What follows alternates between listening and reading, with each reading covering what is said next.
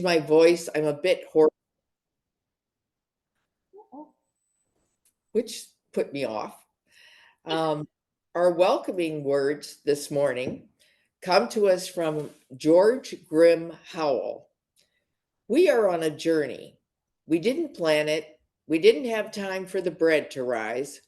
We may find ourselves in the wilderness, hungry, thirsty, doubting that we should ever have come. But look around. We are not alone. It is our journey together, a journey to our better selves, a journey to a better world, a journey to a more promised land. And when you would join me in saying the words for the chalice lighting, which are written in your order of service, may the light we now kindle inspire us to use our powers to heal and not to harm, to help and not to hinder, to bless and not to curse, to serve you, Spirit of freedom. And our first hymn this morning is number 211. We are climbing Jacob's ladder.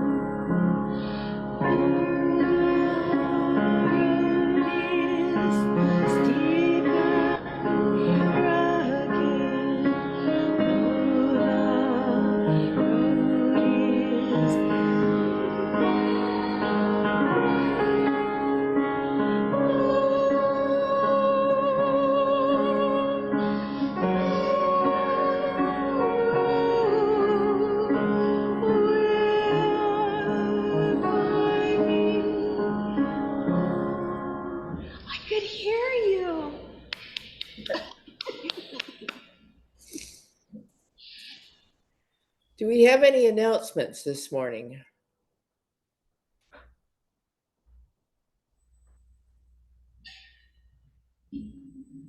Well, I guess I have one announcement. I wasn't prepared. We have the board meeting tomorrow. No, Saturday. Saturday at 10 a.m. We have a board meeting. Saturday, 10 a.m. New announcement? Quiet time of the year. I think I jumped ahead. I'm sorry. Will we now go to our responsive reading, which is number 660 in the back of your hymnal?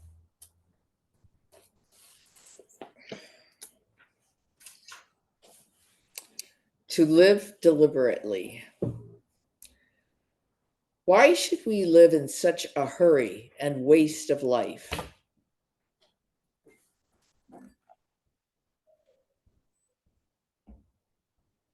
I don't hear them.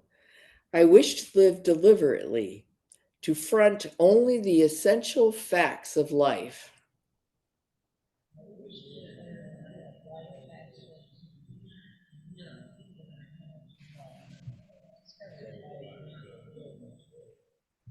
I do not wish to live what is not life. Living is so dear.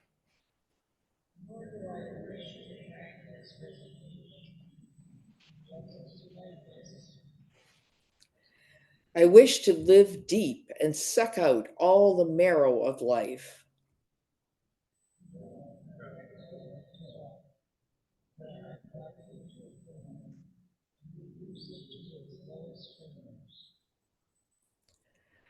If it proves to be mean, then to get the whole and genuine meanness of it and publish its meanness to the world.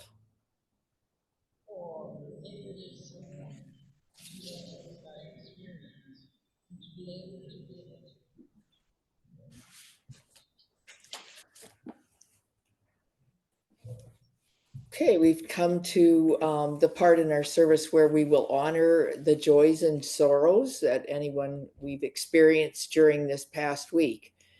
Would anyone like to start us off by coming up and lighting a candle and telling us what your joy or your concern is? Okay.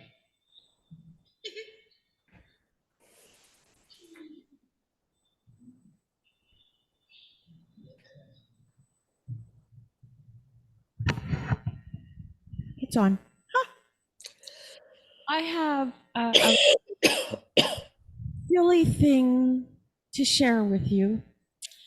As you know, I have another cat and another dog. Ashton is the dog, and Shane is the cat.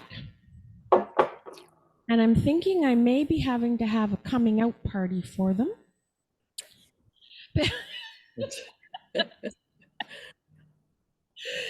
It's quite a hysterical thing to look at.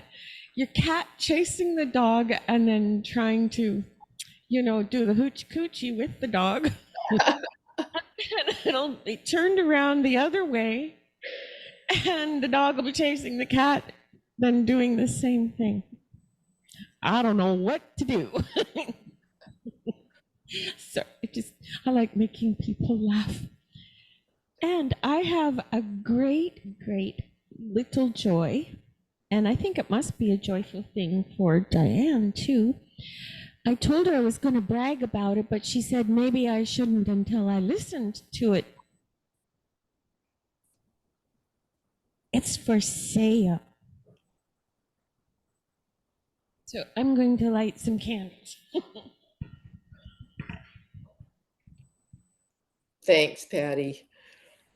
Animals are such a joy. I just I don't know what I'd do without my dog. Is there anyone else who would like to share?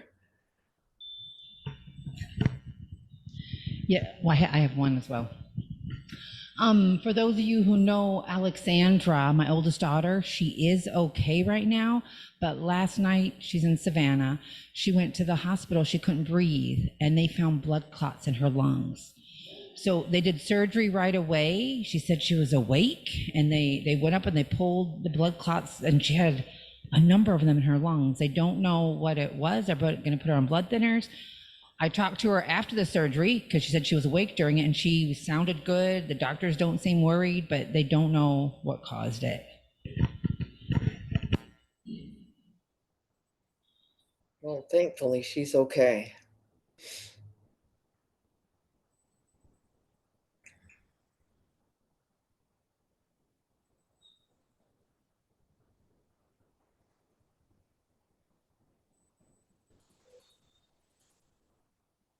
No. Yeah, I guess it was. Betsy and I just ran into a puzzlement yesterday, which was slightly puzzling to us because we couldn't figure out what it was. It was a bumper sticker that we read. I'm trying to recall exactly its words, but it's not particularly important. It said essentially, if you can't, or if you,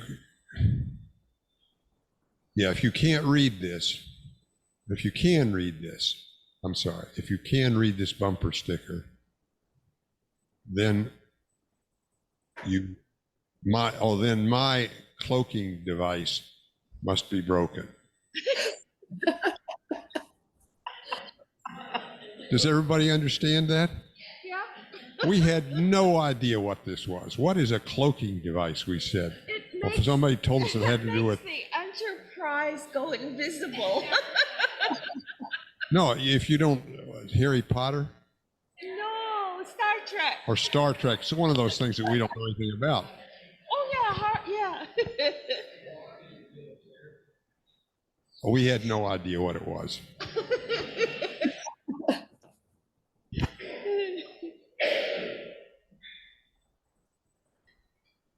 Anybody else? Do we have anyone else?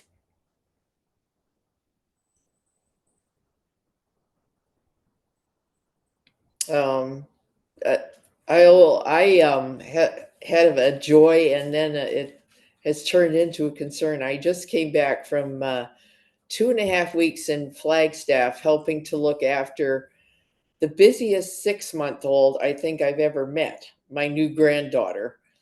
And she did manage to give me a cold. I always call children the purveyors of germs. They are a joy, but oh boy, they can make you sick too. So that's why I'm croaky this morning. But it was great to get to spend some time with her. And then I don't know if someone would like to light one last candle for any unspoken joys and sorrows in our congregation. Thanks, Bill. I'll even sneak in a little, and that is that we're hoping or praying for favorable outcome in the Middle East, which is pretty scary stuff these days.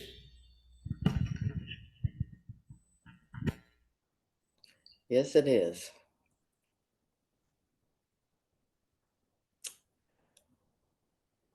Okay, we will now take the offertory to some wonderful music from Patty, I'm sure.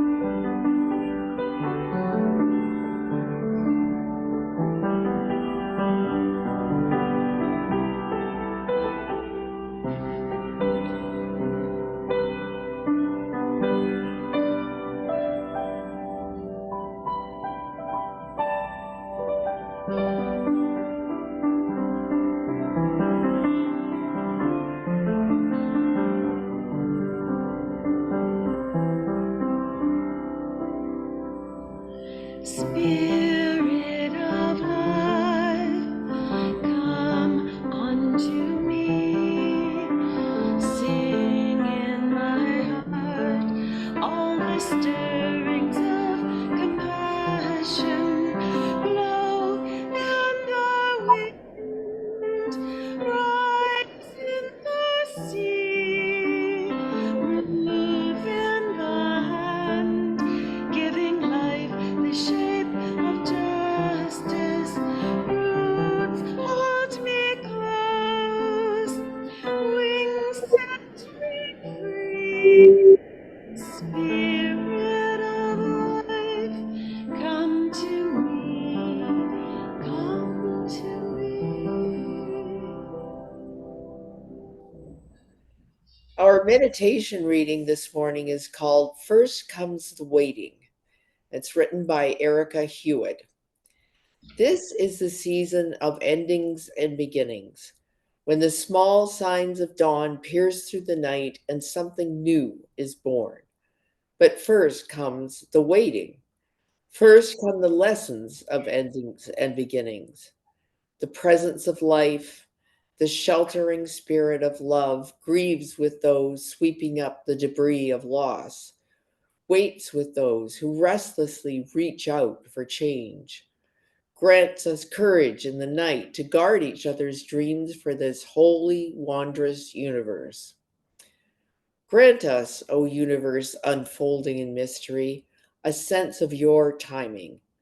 May we loosen our grip on that which doesn't serve us, leaving behind that which we have outworn and outgrown.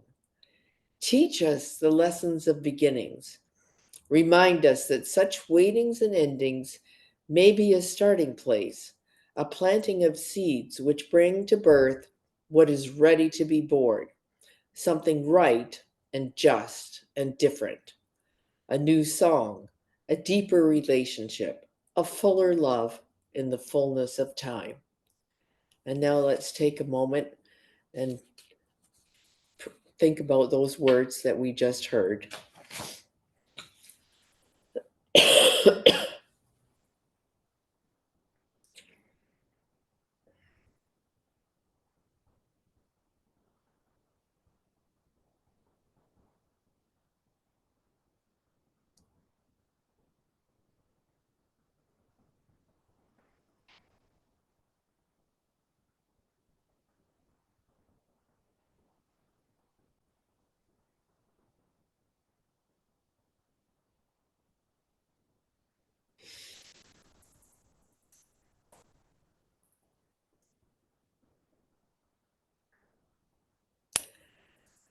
I just finished listening to a book called Glory. I listen to a lot of books now because I'm walking the dog and listening to books at the same time. Glory was written by an author named No Violet Bulawayo. No surprise here, Glory is about a fictional banana republic in Africa, and it is called Jedade. And just so you know, that's G with a da and another da, as we are frequently reminded throughout the book. It's really quite an entertaining read. The book is a parody dealing with all of the political phases Jadada goes through as it progresses from one authoritarian regime to another, as banana republics do, and all of its citizens are domesticated animals: horses, cows, goats, cats, dogs. You get the idea. One of the phases that the country goes through is covered in a chapter called Q Nation. This is a chapter where the residents have to line up or queue to get essential services such as water and electricity, or even to buy food. At the beginning of the chapter, the lines are fairly short, and the officials that are handling the citizens' requests are efficient. But by the end of the chapter, as I said, the book is a parody intentionally modeled on Animal Farm by George Orwell. The once short lines wind around blocks, and people bring their sleeping bags and all of their camping gear, excuse me, so that they can sleep on the line. And sometimes they stay for months. For me, the book was a reminiscent of going to the DMV in Mexico, where you arrive an hour or so before the office opens so that you can put your name on a list that's taped to the wall on the outside. If your name isn't on the list, or you don't get there early enough, you may not get what you need from the DMV that day. It's just as simple as that. Fortunately, we here in the United States are not a banana republic, at least not yet, although sometimes I feel like we're falling into one. Although, have you heard how long it takes to get a passport? Here, technology has increased the speed of life to the extent that there's only a few things that we have to wait a long time for. like the passports. We can order online and receive goods within hours. If you have an e-reader, you can buy a book and be reading it in minutes. Siri answers all of our questions instantly, unless, of course, you're in the car and she thinks that you're going to be so surprised by the answer she's going to give you that you're going to swerve into the oncoming traffic, and then she just refuses to give you an answer. And yet, we still get stuck in traffic jams. We still spend hours on the phone trying to undo some snafu with a health insurance or utility company. And if we're not adept at using the mobile app, we stand in line at Starbucks waiting for a basic cup of coffee.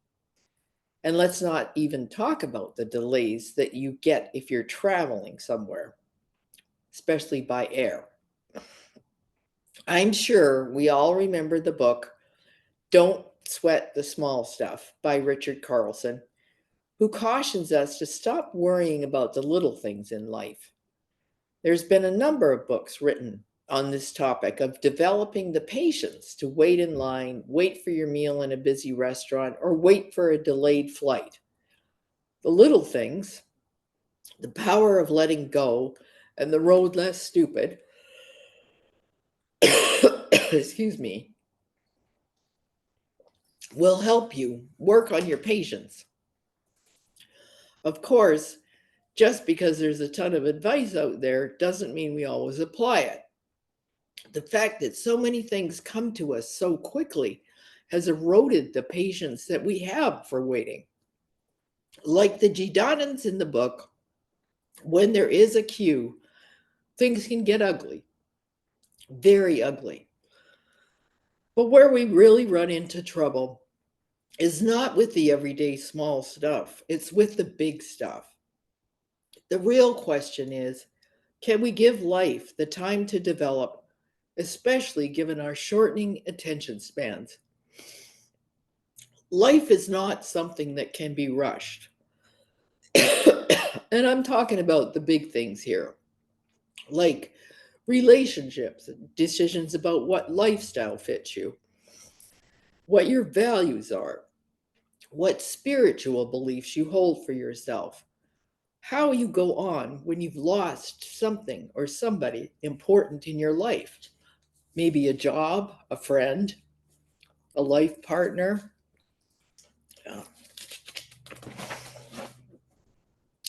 How do you face an illness? These decisions and the feelings you have surrounding these life-changing events cannot be rushed. Yet, as Mark Nepo says when he talks about his experience living with cancer in the Book of Awakening, it is waiting that saved my life, he said. Clearly, the most demanding and rewarding practice I have encountered. Nepo was offered a treatment that would have impaired his memory and his ability to speak. Fortunately, he decided against that treatment. He decided to wait. And he has since fully recovered from his cancer and leveraged his experiences into becoming a best-selling author. Here in Cleveland, I am the facilitator of a group at my church called Finding Joy After Loss. I'm really sorry this is this bad. This group is made up of people who have lost life partners. It consists of several widows like me, a widower, a couple of men who've lost their partners, and everyone is at a different stage of grief. So those who are further along in their journey to forge a new life try to be helpful and supportive to those who are in the early stages. Our members have become very close-knit, and they seem to just enjoy spending time with other people who share their experience.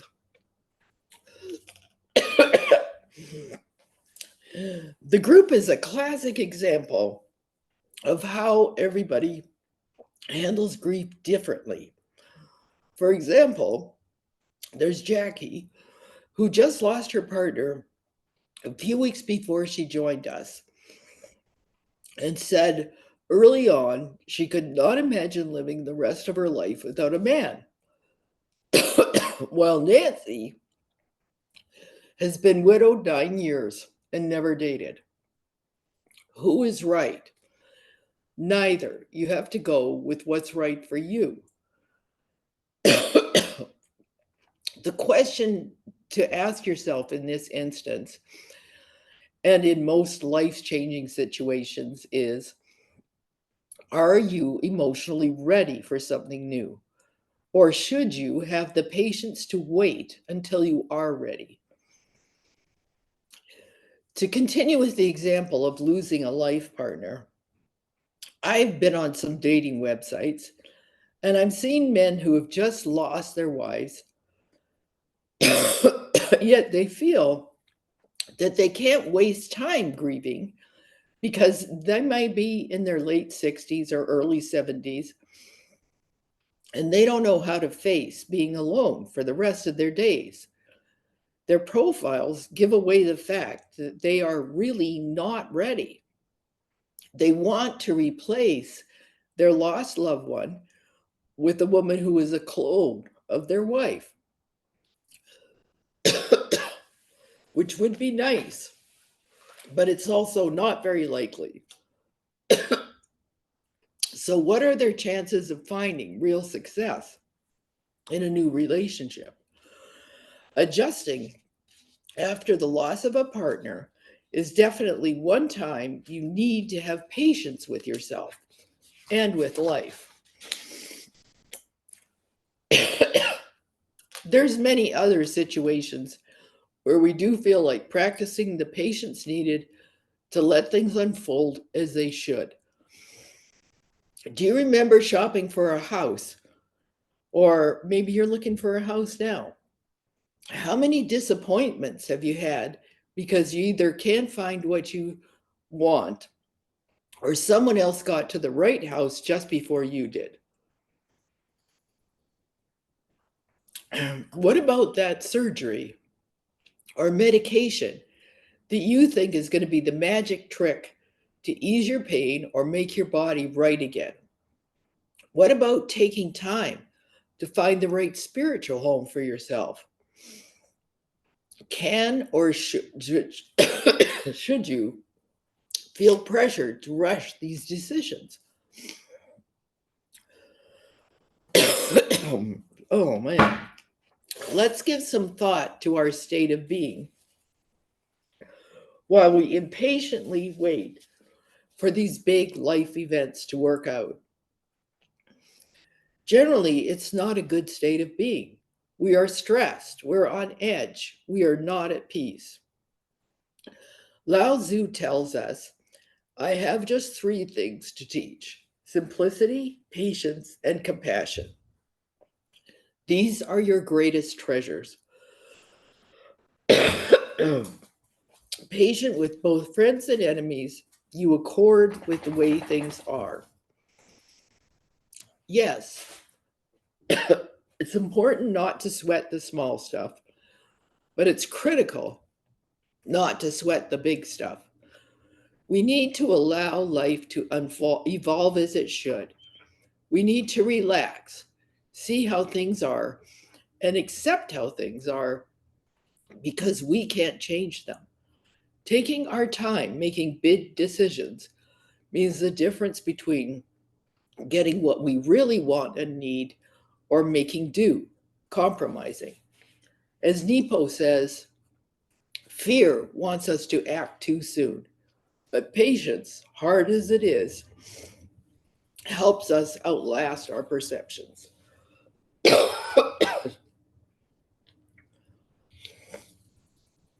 What does Lao Tzu mean by the words, you accord with the way things are?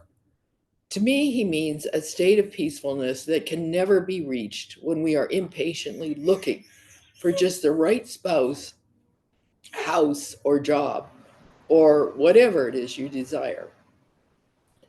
Patience either allows events to unfold as they should, or patience changes our perspective and we grow into not wanting what we thought we wanted, not needing that medical treatment that we thought would change our life, or not disliking that enemy we thought we disliked so intensely.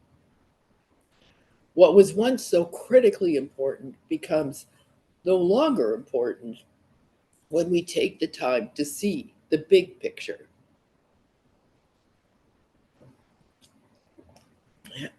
As human beings, we are creatures who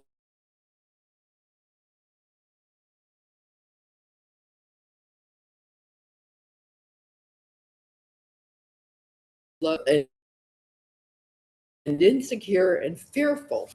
And yet there's control climate change. We can't control the Middle East or the Russians or COVID or cancer or gun violence. Truthfully, there is only one thing we can control, and that is ourselves. And that control comes from strengthening and growing our ability to be patient. It comes from within. As Erica Hewitt said in our reading today, the universe is an unfolding mystery that requires us to have a sense of timing. When the patience for explanation, when the patience for living doesn't come from within, the temptation is to look for some outside explanation, maybe a God or the universe or fate. We just want a scapegoat, someplace to place blame. Having patience with the big things in life is not easy, but that is why, as George Grimm Howell said in our closing words, or in our opening words, look around. We are not alone. It is our journey together. We come together in this community to support each other in this quest to be patient with life. We come together to take some time each week to look at the big picture and remind ourselves that the mystery is still unfolding.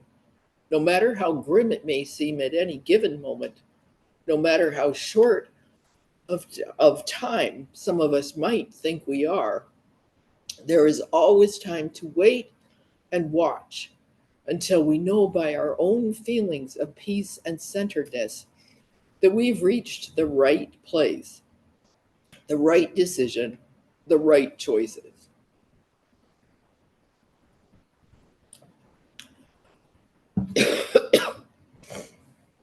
Choosing to be centered and at peace ourselves, choosing to wait for our lives to unfold and to walk this journey together is a step towards peace on earth. If you can tolerate one more quote from Martin Epo. So when hurt or afraid or confused, when feeling urgent to find your place on this earth, hard as it is, wait. And things as you fear them will more often than not shrink into the hard, irreplaceable beauty of things as they are, of which you have no choice but to be a part. So be it, and blessed be. And now, our closing hymn is number 212, Dancing Sarah's Circle.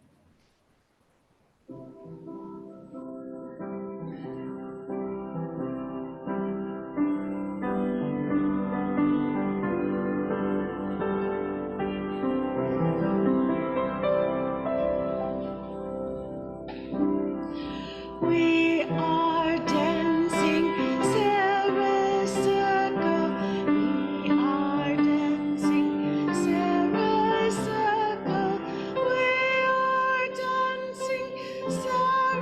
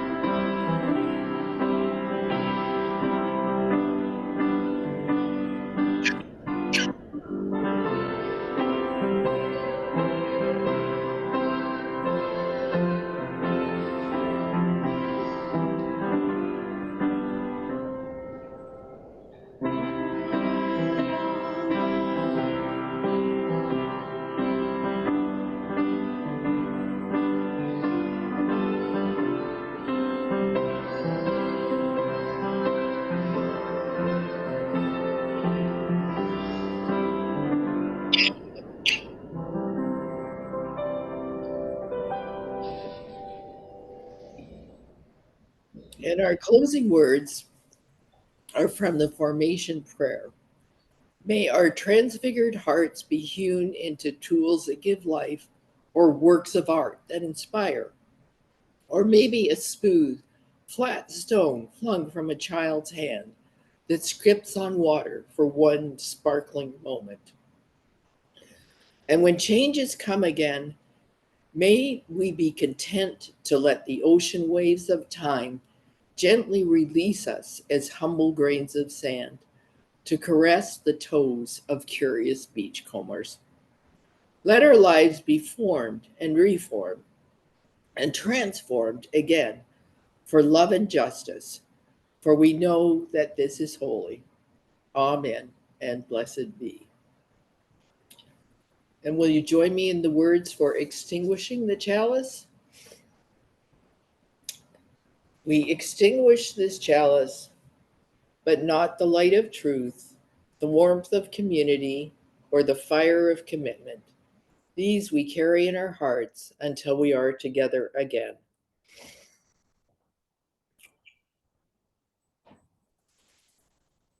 Thanks, Peter. So, just looking in this book accident, I found something that with the message. I don't know the song, so here we go.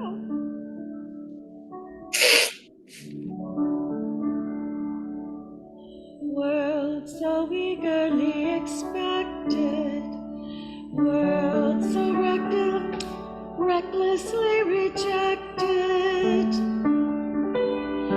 One as common folk have willed it, one as covenants can build it. World of friendly ways, no faces, cherished arts and honored races. One world free in word and science, people free, its firm reliance.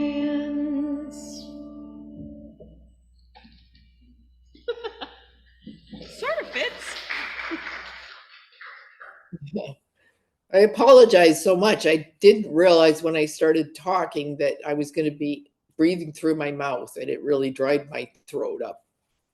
But I'll be better next month. Bye.